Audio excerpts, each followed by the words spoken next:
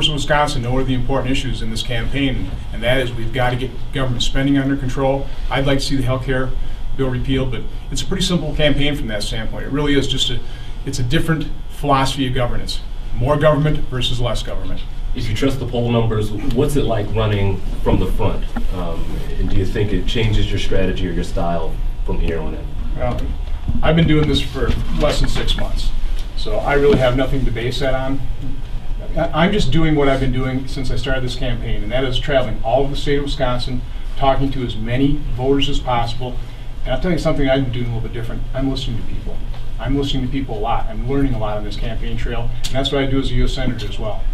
Ron, do you have support of people who call themselves part of the Tea Party movement? Have you talked to those folks? There's so many, of course. Oh, sure. Have you gotten a sense of whether they are actually going to vote for you? Oh, I believe so. And again, their issues are my issues. These are people that every bit as concerned about the direction of this country as I am, that are concerned about the out-of-control spending and debt. They're concerned about government intrusion into our lives, government control over our lives, government going past the enumerated powers. That's what I'm concerned about as well. So now I think I'll have a great deal of Tea Party support. Secretary Sebelius was in Wisconsin today announcing $5 million towards community health centers. Isn't that a sign of positive development for the health care reform? Again, the health care bill is such an expensive overreach. We did not have to try and take over 1/6 of our economy to fix the problems in health care. We could have done it with much smaller, modest bills, starting with tort reform, which would have saved hundreds of billions of dollars. That's where I would start. He says you want to repeal the whole thing. Is there anything in the healthcare bill that you like that needs to stay?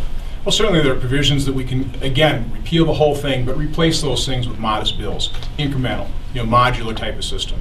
So, what I've been talking about is not repeal and replace.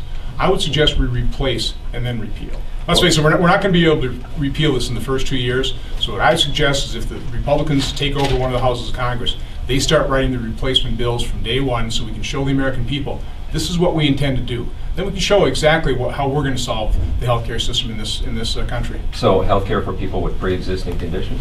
Sure. My daughter's heart is backwards. I think every voter in Wisconsin can be sure that I'll protect people with pre-existing conditions, that they will be able to maintain coverage. Isn't that a change in position, Ron? You're saying replace and repeal now. You've always said repeal.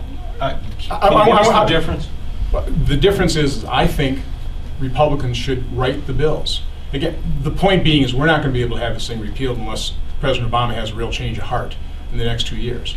You can pass a repeal bill, but it'll be vetoed, and I don't think we'll have a veto. We won't be able to override that veto. So my suggestion is in the next 2 years, the Republican Congress, hopefully a majority control, start writing these replacement bills so American public can see exactly what we would do.